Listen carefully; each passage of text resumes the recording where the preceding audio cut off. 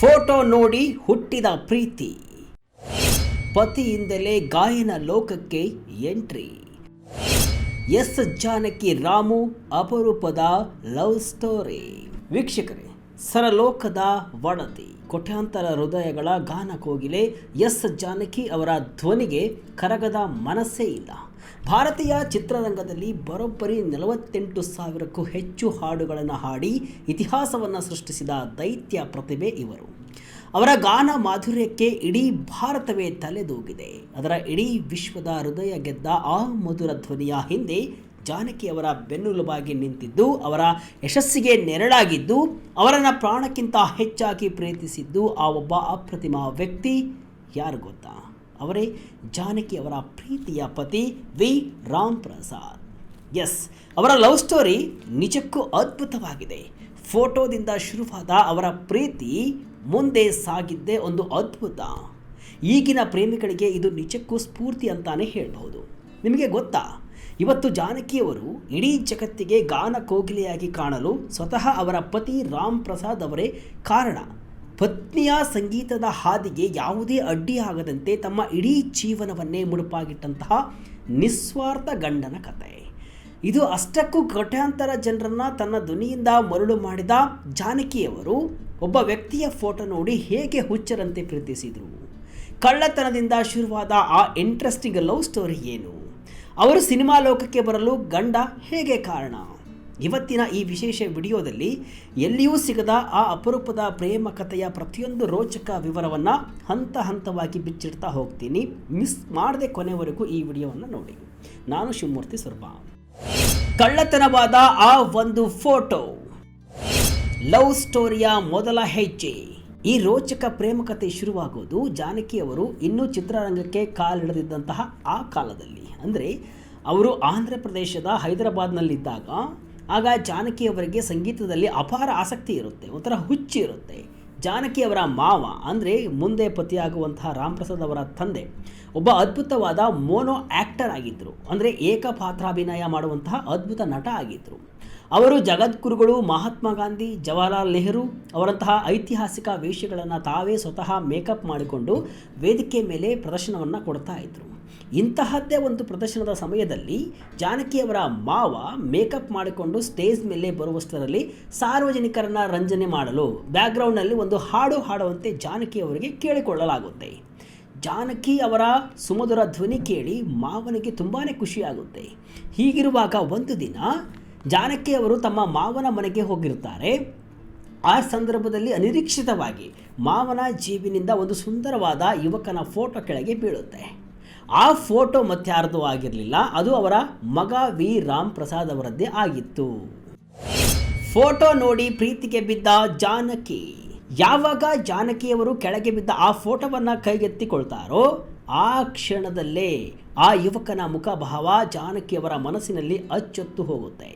Photo ನೋಡಿದ ತಕ್ಷಣವೇ ಜಾನಕಿಯವರಿಗೆ ಗೊತ್ತಿಲ್ಲದಂತೆ ಒಂದು ಅವ್ಯಕ್ತವಾದ ಪ್ರೀತಿ ಹುಟ್ಟಿಕೊಳ್ಳುತ್ತೆ. ತಡಮಾಡದ ಜಾನಕಿ ಆ ಫೋಟೋವನ್ನು ತಮ್ಮ ಮಾವನಿಗೆ ತಿಳಿಯದ ಹಾಗೆ ರಹಸ್ಯವಾಗಿ ಕದ್ದು ತಮ್ಮ ಬಳಿಯೇ ಇಟ್ಟುಕೊಳ್ತಾರೆ. ಇತ್ತೀಚಿನ ಸಂದರ್ಶನವೊಂದರಲ್ಲಿ ಈ ನೆನಪನ್ನು ಹಂಚಿಕೊಂಡಿದ್ದ ಜಾನಕಿಯವರು, ನಾನು ಆ ಫೋಟೋವನ್ನು ಕಳ್ಳತನ ಮಾಡಿ ನನ್ನ ಬಳಿ ಇಟ್ಟುಕೊಂಡಿದ್ದೆ. ಆದರೆ ಭವಿಷ್ಯದಲ್ಲಿ ಆತನನ್ನೇ ನಾನು ಮದುವೆ ಆಗ್ತೇನೆ, ಅವನೇ ನನ್ನ ಸರ್ವಸ್ವ ಆಗ್ತಾನೆ ಎಂಬುದು ಆ ಕ್ಷಣಕ್ಕೆ ನನಗೆ ಖಂಡಿತ ಗೊತ್ತಿರಲಿಲ್ಲ. ಫೋಟೋ ತುಂಬ ಚೆನ್ನಾಗಿತ್ತು, ಆ ಮುಖದಲ್ಲಿ ಏನೋ ಮ್ಯಾಜಿಕ್ ಇತ್ತು ಅಷ್ಟೇ, ಅದಕ್ಕೆ ಕದ್ದು ಇಟ್ಟುಕೊಂಡಿದ್ದೆ ಅಂತ ಮುಗುಳ್ನಗ್ತಾ ಹೇಳಿಕೊಂಡಿದ್ರು. ಫೋಟೋದಲ್ಲಿರುವ ವ್ಯಕ್ತಿ ಕಣ್ಣೆದುರಿಗೆ ಬಂದಾಗ ಫೋಟೋ ಕದ್ದು ಕೆಲವು ದಿನಗಳು ಕಳೆದ ನಂತರ ಜಾನಕಿಯವರ ಬದುಕಿನಲ್ಲಿ ಆ ಮಹತ್ವದ ದಿನ ಬಂದೇ ಬಿಡುತ್ತೆ. ಫೋಟೋದಲ್ಲಿದ್ದಂತಹ ಆ ಹ್ಯಾಂಡ್ಸಮ್ ಯುವಕ ರಾಮ್ ಪ್ರಸಾದ್ ಯಾವುದೋ ಕೆಲಸದ ನಿಮಿತ್ತ ಹೈದರಾಬಾದಿಗೆ ಬರ್ತಾರೆ. ಆಗ ಜಾನಕಿಯವರ ಮಾವ ಈ ಇಬ್ಬರಿಗೂ ಪರಸ್ಪರ ಪರಿಚಯನ ಮಾಡಿಸ್ತಾರೆ. ಜಾನಕಿಯವರಿಗೆ ಎದುರಿಗೆ ನಿಂತಿರುವ ವ್ಯಕ್ತಿಯನ್ನು ನೋಡಿ ಒಳಗೊಳಗೆ ರೋಮಾಂಚನ, ಒಂಥರ ಪುಳಕ. ರಾಮ್ ಪ್ರಸಾದ್ ಅವರಿಗೆ ಸಂಗೀತ ಅಂದರೆ ಕೇವಲ ಇಷ್ಟ ಮಾತ್ರವಾಗಿರಲಿಲ್ಲ, ಅವರಿಗೆ ಹಾಡುಗಳಂದರೆ ಅಕ್ಷರಶಃ ಹುಚ್ಚು. ಅದನ್ನು ಮಾತುಗಳಲ್ಲಿ ವರ್ಣಿಸಲು ಕೂಡ ಸಾಧ್ಯವಿಲ್ಲದ ಮಟ್ಟಿಗೆ ಅವರು ಸಂಗೀತ ಪ್ರೇಮಿಯಾಗಿದ್ದರು. ಯಾವಾಗ ರಾಮ್ ಪ್ರಸಾದ್ ಅವರು ಜಾನಕಿಯವರ ಕಂಠಸಿರಿಯಿಂದ ಮೂಡಿಬಂದಂತಹ ಹಾಡುಗಳನ್ನು ಕೇಳ್ತಾರೋ ಅವರು ಜಾನಕಿಯವರ ಧ್ವನಿಗೆ ಸಂಪೂರ್ಣವಾಗಿ ಕರಗಿ ಹೋಗ್ತಾರೆ. ಜಾನಕಿ ಅವರ ಧ್ವನಿ ಮತ್ತು ಅವರ ಮುಗ್ಧತೆ, ಸರಳತೆಗೆ ರಾಮ್ ಪ್ರಸಾದ್ ಮನಸೋತಿದ್ರು. ಜಾನಕಿಯವರ ಹಾಡಂದರೆ ಅವರಿಗೆ ಎಷ್ಟು ಹುಚ್ಚು ಹಿಡಿದಿತ್ತು ಅಂದರೆ ಅವರು ತಮ್ಮ ತಂದೆಯ ಬಳಿ ಹೋಗಿ ಒಂದು ಅತ್ಯಂತ ಮಹತ್ವದ ಒಂದು ಮಾತನ್ನು ಹೇಳ್ತಾರೆ. ಇವರು ಜಗತ್ತೇ ಮೆಚ್ಚುವ ಸಿಂಗರ್ ಆಗ್ತಾರೆ. ಅಪ್ಪನ ಬಳಿ ಖುಷಿಯಿಂದ ಹೇಳಿಕೊಂಡ ಮಗ ರಾಮ್ ಪ್ರಸಾದ್ ತಮ್ಮ ತಂದೆಯ ಬಳಿ ಹೋಗಿ, ಅಪ್ಪ, ನೀವು ಮೇಕಪ್ ಮಾಡಿಕೊಂಡು ಬರುವಷ್ಟರಲ್ಲಿ ಟೈಮ್ ಪಾಸ್ಗಾಗಿ ಸ್ಟೇಜ್ ಮೇಲೆ ಹಾಡಿಸಲು ಯೂಸ್ ಮಾಡಿಕೊಳ್ಳುವಂತಹ ಸಾಮಾನ್ಯ ಸಿಂಗರ್ ಇವರಲ್ಲ. ಇವರ ಧ್ವನಿಯಲ್ಲಿ ದೈವಿಕ ಶಕ್ತಿ ಇದೆ. ಇವರು ಒಂದು ದಿನ ಇಡೀ ವಿಶ್ವವೇ ಮೆಚ್ಚುವಂತಹ ವರ್ಲ್ಡ್ ಫೇಮಸ್ ಆಗ್ತಾರೆ ಅಂತ ಹೇಳಿದರು. ನಾವು ಇವರ ಪ್ರತಿಭೆಗೆ ಸುಮ್ಮನೆ ಮೊನೋ ಆ್ಯಕ್ಟಿಂಗ್ನಲ್ಲಿ ಹಾಡಿಸಿಕೊಂಡು ಕೂತರೆ ದೇಶಕ್ಕೆ ದೊಡ್ಡ ನಷ್ಟವಾಗುತ್ತೆ. ಇವರನ್ನು ನಾವು ಹೀಗಾದರೂ ಮಾಡಿ ಸಿನಿಮಾ ಫೀಲ್ಡ್ಗೆ ಇಂಟ್ರೊಡ್ಯೂಸ್ ಮಾಡಲೇಬೇಕು ಅಂತ ಬಲವಾಗಿ ವಾದಿಸ್ತಾರೆ. ಮಗನ ಮಾತಿನಲ್ಲಿದ್ದಂತಹ ಸತ್ಯವನ್ನು ಅರಿತ ತಂದೆ ತಕ್ಷಣವೇ ಮದ್ರಾಸ್ನ ಪ್ರಖ್ಯಾತ AVM ಸ್ಟುಡಿಯೋಗೆ ಒಂದು ಪತ್ರವನ್ನು ಬರೀತಾರೆ. ನಮ್ಮ ಬಳಿ ಒಬ್ಬಳು ಅದ್ಭುತ ಪ್ರತಿಭೆ ಇರುವಂತಹ ಹುಡುಗಿ ಇದ್ದಾಳೆ, ತುಂಬ ಚೆನ್ನಾಗಿ ಹಾಡ್ತಾಳೆ, ನಿಮ್ಮ ಸಿನಿಮಾಗಳಿಗೆ ಹಿನ್ನೆಲೆ ಗಾಯಕಿ ಬೇಕಿದ್ದರೆ ತಿಳಿಸಿ ಅಂತ ಬರೀತಾರೆ. ಪತ್ರ ತಲುಪಿದ ಕೆಲವೇ ದಿನಗಳಲ್ಲಿ AVM ಸ್ಟುಡಿಯೋದಿಂದ ಆಡಿಷನ್ಗೆ ಬರುವಂತೆ ಕರೆ ಬರುತ್ತೆ. ಹೌದು ವೀಕ್ಷಕರೇ, ಭಾರತೀಯ ಚಿತ್ರರಂಗದ ಅತಿ ದೊಡ್ಡ ಗಾಯನ ಸಾಮ್ರಾಜ್ಞಿಯ ಜರ್ನಿ ಅಧಿಕೃತವಾಗಿ ಆರಂಭವಾಗಿದ್ದೇ ಇಲ್ಲಿಂದ. ಈ ಜರ್ನಿಗೆ ಮುನ್ನುಡಿ ಬರೆದಿದ್ದೇ ಜಾನಕಿ ಅವರು ರಹಸ್ಯವಾಗಿ ಪ್ರೀತಿಸಿದಂತಹ ರಾಮ್ ಪ್ರಸಾದ್. ನೆಚ್ಚಿನ ಹುಡುಗನನ್ನ ಕೈ ಹಿಡಿದ ಜಾನಕಿ. ಮೊದಲು ನಾವಿಬ್ಬರು ಲವ್ ಮಾಡ್ತಿದ್ದಂತಹ ವಿಷಯ ಮನೆಯಲ್ಲಿ ಯಾರಿಗೂ ಗೊತ್ತಿರಲಿಲ್ಲ. ರಾಮ್ಗೆ ಹುಡುಗಿಯನ್ನು ನೋಡಲು ಮಾವನ ಜೊತೆಗೆ ನಾನು ಕೂಡ ಹೋಗಿದ್ದೆ. 2-3 ಹುಡುಗಿಯನ್ನು ನಾನು ಕೂಡ ನೋಡಿಕೊಂಡು ಬಂದಿದ್ದೆ. ಹೀಗೆ ಒಂದು ದಿನ ನಮ್ಮ ಅತ್ತೆಯವರ ಅಣ್ಣ ಊರಿಂದ ಬಂದಿದ್ದಾಗ ಮನೆಯಲ್ಲಿ ಹೆಣ್ಣನ್ನು ಇಟ್ಟುಕೊಂಡು ಊರೆಲ್ಲ ಯಾಕೆ ಹುಡುಕ್ತಿದ್ದೀರಾ ಅಂತ ಕೇಳಿದರು. ನಂತರ ನಮ್ಮ ವಿಷಯ ಎಲ್ರಿಗೂ ಗೊತ್ತಾಯಿತು ಅಂತ ಜಾನಕಿ ಅವರು ಸಂದರ್ಶನದಲ್ಲಿ ಹೇಳಿಕೊಂಡಿದ್ದರು. 1956ರಲ್ಲಿ ಕೇವಲ 18 ವರ್ಷದ ಅತ್ಯಂತ ಚಿಕ್ಕ ವಯಸ್ಸಿನಲ್ಲೇ ಜಾನಕಿ ಅವರು ತಮ್ಮ ಕನಸಿನ ನಾಯಕ ರಾಮ್ ಪ್ರಸಾದ್ ಅವರ ಕೈ ಹಿಡಿದು ವೈವಾಹಿಕ ಜೀವನಕ್ಕೆ ಕಾಲಿಡ್ತಾರೆ. ಮದುವೆಯಾದ ಮರು ವರ್ಷವೇ ಅಂದರೆ 1957ರಲ್ಲಿ ಜಾನಕಿ ಅವರಿಗೆ ಸಿನಿಮಾಗಳಲ್ಲಿ ಹಿನ್ನೆಲೆ ಗಾಯಕಿಯಾಗಿ ಮೊದಲ ಬಾರಿಗೆ ದೊಡ್ಡ ಬ್ರೇಕ್ ಸಿಗುತ್ತೆ. ಅಲ್ಲಿಂದ ಆರಂಭವಾದ ಜಾನಕಿ ಅವರ ಸಂಗೀತ ಪಯಣ 6 ದಶಕಗಳಿಗೂ ಹೆಚ್ಚು ಕಾಲ ಅಡೆತಡೆ ಇಲ್ಲದೆ ಸಾಗಿತು. ಕನ್ನಡ, ತೆಲುಗು, ತಮಿಳು, ಮಲಯಾಳಂ ಮತ್ತು ಹಿಂದಿ ಸೇರಿದಂತೆ ಭಾರತದ ವಿವಿಧ ಭಾಷೆಗಳಲ್ಲಿ ಬರೋಬ್ಬರಿ 48,000ಕ್ಕೂ ಅಧಿಕ ಹಾಡುಗಳನ್ನು ಹಾಡುವ ಮೂಲಕ ಜಾನಕಿಯವರು ಇತಿಹಾಸದ ಪುಟವನ್ನು ಸೇರಿದರು. ಆದರೆ ಯೋಚನೆ ಮಾಡಿ ವೀಕ್ಷಕರೇ, ಒಬ್ಬ ಮಹಿಳೆ ಮದುವೆಯಾದ ನಂತರ ಇಷ್ಟೊಂದು ದೊಡ್ಡ ಮಟ್ಟದ ಯಶಸ್ಸನ್ನು ಸಾಧಿಸಬೇಕಾದರೆ ಮನೆಯ ಸಂಪೂರ್ಣ ಸಪೋರ್ಟ್ ಎಷ್ಟು ಮುಖ್ಯ ಆಗುತ್ತೆ.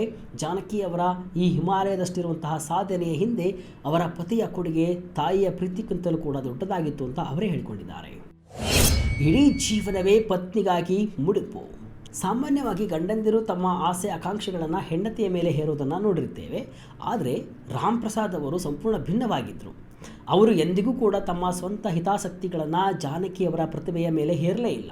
ಬದಲಿಗೆ ಜಾನಕಿಯವರ ಸಂಗೀತ ಸಾಧನೆಯೇ ತಮ್ಮ ಬದುಕಿನ ಏಕೈಕ ಧ್ಯೇಯ ಅಂತ ಅಂದುಕೊಂಡು ತಮ್ಮ ಇಡೀ ಜೀವನವನ್ನೇ ಪತ್ನಿಗಾಗಿ ಮುಡುಪಾಗಿಡುತ್ತಾರೆ. ಜಾನಕಿ ಅವರ ಪ್ರತಿಯೊಂದು ಸಾಂಗ್ ರೆಕಾರ್ಡಿಂಗಿಗೂ ಕೂಡ ರಾಮ್ ಪ್ರಸಾದ್ ಅವರೇ ಜೊತೆಗೆ ಹೋಗ್ತಿದ್ರು. ಸ್ಟುಡಿಯೋಗಳ ಡೇಟ್ಸು ಮ್ಯಾನೇಜ್ ಮಾಡುವುದಿರಲಿ, ಸಂಗೀತ ನಿರ್ದೇಶಕರ ಜೊತೆ ಮಾತನಾಡುವುದಿರಲಿ, ಜಾನಕಿ ಅವರ ವೃತ್ತಿಪರ ಜವಾಬ್ದಾರಿಗಳ ಪ್ರತಿಯೊಂದು ಸಣ್ಣ ಕೆಲಸವನ್ನು ಕೂಡ ರಾಮ್ ಪ್ರಸಾದ್ ಅವರೇ ಮುಂದೆ ನಿಂತು ತಮ್ಮ ಹೆಗಲ ಮೇಲೆ ಹೊತ್ತುಕೊಂಡಿದ್ದರು.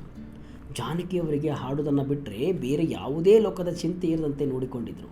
ಜಾನಕಿ ಅವರೇ ತಮ್ಮ ಒಂದು ಸಂದರ್ಶನದಲ್ಲಿ ಕಣ್ಣೀರು ಹಾಕಿತಾ ಹೇಳಿದರು, ನನ್ನ ಪತಿ ರಾಮ್ ಪ್ರಸಾದ್ ಅವರ ನಿಸ್ವಾರ್ಥ ಬೆಂಬಲ ಮತ್ತು ಅವರು ಮಾಡಿದ ಬೃಹತ್ ತ್ಯಾಗ ಇಲ್ಲದೆ ಹೋಗಿದ್ರೆ ನಾನಿವತ್ತು ಜಾನಕಿಯಾಗಿ ಈ ಮಟ್ಟದ ಸಾಧನೆಯನ್ನು ಮಾಡಲು ಬಿಡಿ, ಕನಿಷ್ಠ ಒಂದು ಹೆಜ್ಜೆಯನ್ನು ಇಡಲು ಕೂಡ ಸಾಧ್ಯವಾಗ್ತಿರಲಿಲ್ಲ ಅಂತ ಹೇಳಿಕೊಂಡಿದ್ದಾರೆ. 1997ರಲ್ಲಿ ನಿಧನರಾದ ಜಾನಕಿಯ ಪ್ರೀತಿಯ ಪತಿ. ಆದರೆ ಕಾಲ ಯಾರಿಗಾಗಿಯೂ ಕೂಡ ಕಾಯಲ್ಲ. ಒಟ್ಟಿಗೆ ನಗುತ್ತಾ ಸಾಧನೆಯ ಶಿಖರ ಏರ್ತಾ ಇದ್ದಂತಹ ಆ ಅಮರ ಪ್ರೇಮಿಗಳ ದಾಂಪತ್ಯಕ್ಕೆ 1997ರಲ್ಲಿ ವಿಧಿ ಕ್ರೂರವಾಗಿ ಆಘಾತವನ್ನು ನೀಡಿತು. ಹೌದು, 1997ರಲ್ಲಿ ಜಾನಕಿಯವರ ಸರ್ವಸ್ವವಾಗಿದ್ದಂತಹ ಪತಿ ರಾಮ್ ಪ್ರಸಾದ್ ಅವರು ಇಡೀ ಸಂಸಾರವನ್ನು ಅಗಲಿ ನಿಧನರಾಗ್ತಾರೆ. ಪತಿಯ ನಿಧನ ಜಾನಕಿಯವರಿಗೆ ಅರಗಿಸಿಕೊಳ್ಳಲಾಗದ ತೀವ್ರ ಆಘಾತವನ್ನು ಕೊಟ್ಟಿತ್ತು. ತಮ್ಮ ಯಶಸ್ಸಿನ ಮಹಾಗೋಡೆಯಾಗಿದ್ದ ಪತಿಯನ್ನು ಕಳೆದುಕೊಂಡು ಜಾನಕಿಯವರು ಒಂಟಿಯಾದರು. ಈ ದಂಪತಿಯ ಮುದ್ದಿನ ಮಗ ಮುರಳೀಕೃಷ್ಣ ಕೂಡ ಮುಂದೆ ತಂದೆ ತಾಯಿಯ ಹಾದಿಯಲ್ಲೇ ಸಂಗೀತ ಕ್ಷೇತ್ರದಲ್ಲೇ ಮುಂದುವರೆದು ತಾಯಿಗೆ ಆಸರೆಯಾಗ್ತಾರೆ.